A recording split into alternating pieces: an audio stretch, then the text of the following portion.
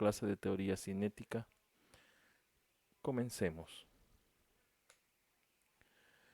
Bueno, la teoría cinética es el enfoque microscópico que vamos a tomar para estudiar el caso de sistemas como los gases encerrados en un recipiente. Entonces veamos qué hipótesis vamos a asumir en esta teoría.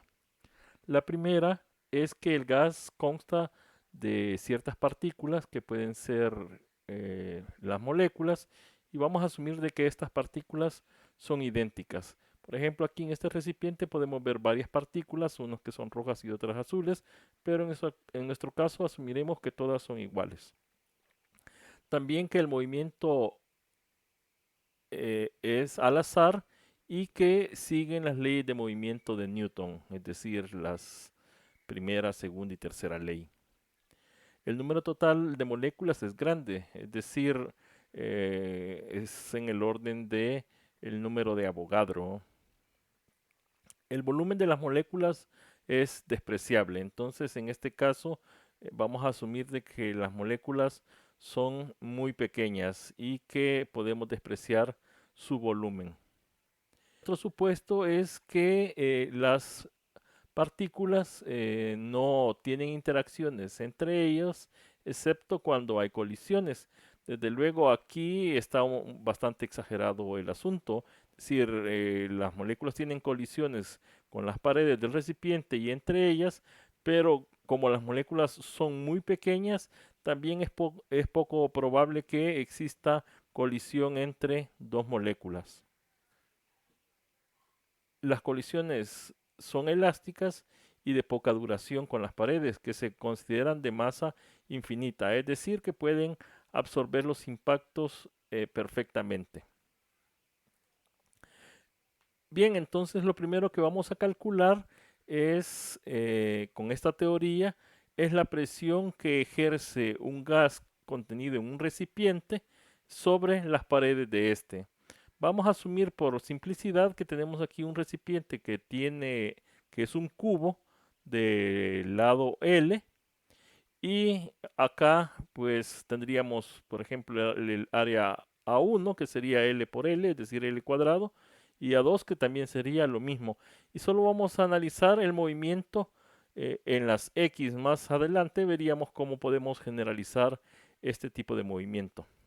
Entonces, como uno de los supuestos que tenemos es que los choques son elásticos, eso significa que si viene una molécula, choca con la pared y regresa, pues esta sería la velocidad en y esta sería la velocidad en X.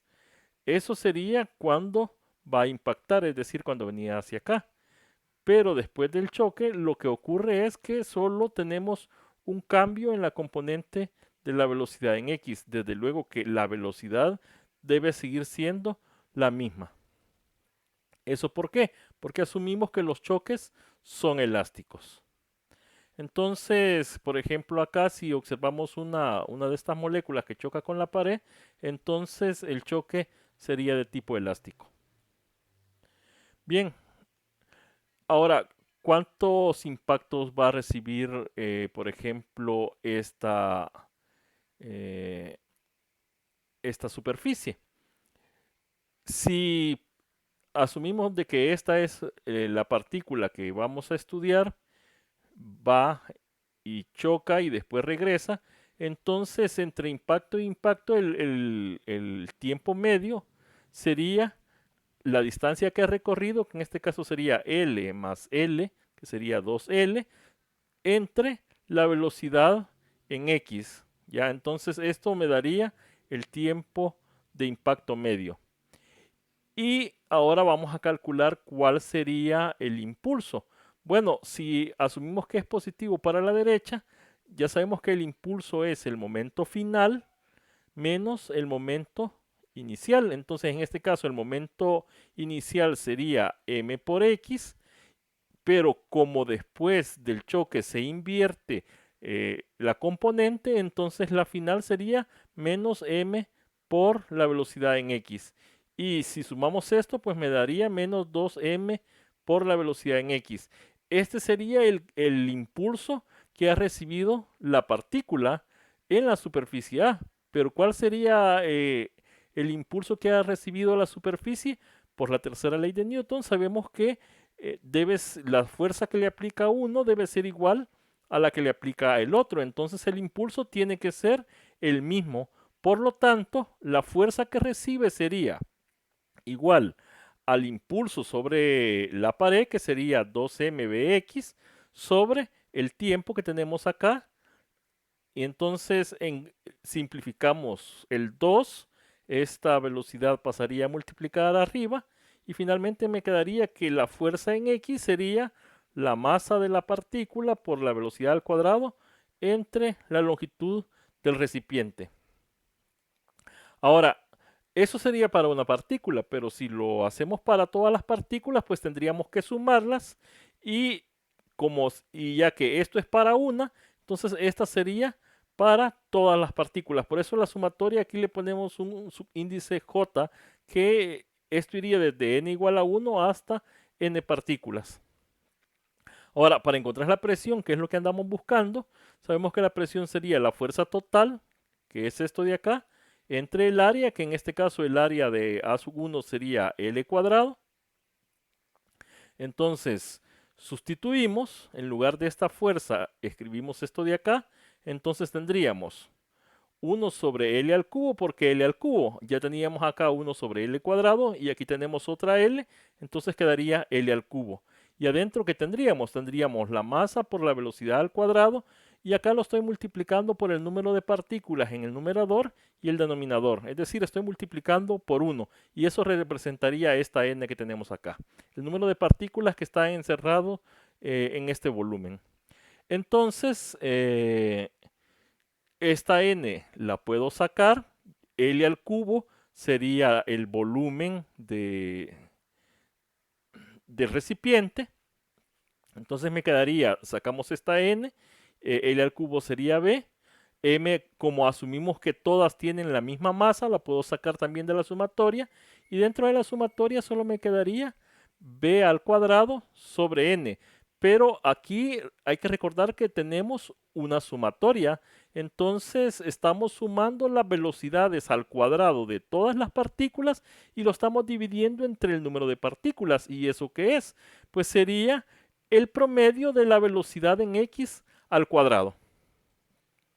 Entonces, asumiendo de que las tres direcciones pues tienen el mismo valor de la velocidad, entonces tendríamos que la velocidad promedio de los cuadrados tendría que ser igual a 1/3 de la velocidad total al cuadrado, del promedio de la velocidad total al cuadrado. Ahora, sustituimos esto acá en la ecuación. ¿Y qué tendríamos?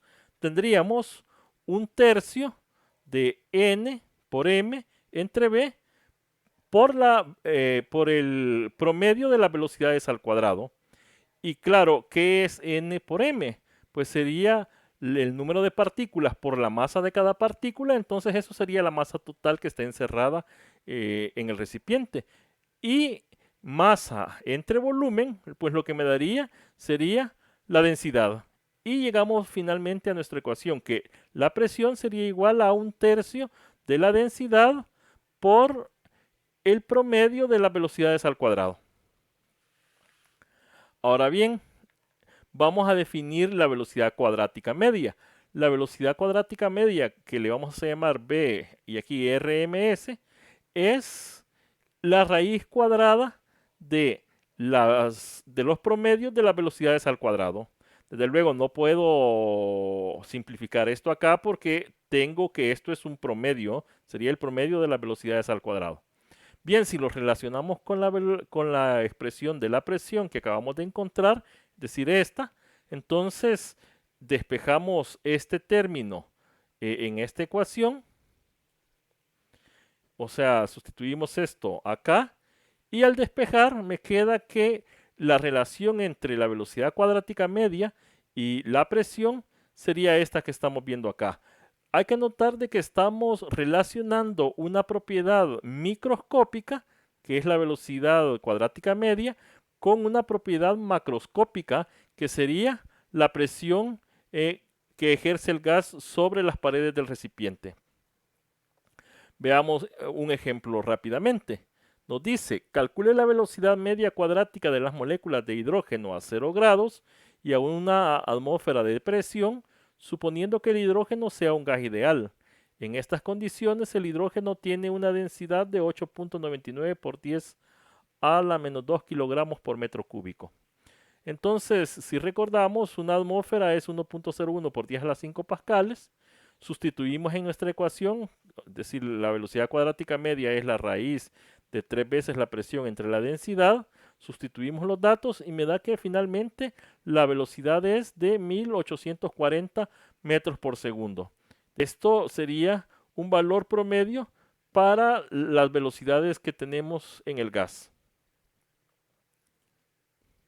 Si nos fijamos, por ejemplo, en esta tabla, vemos que en el caso del hidrógeno da 1920 a una temperatura de 300 Kelvin.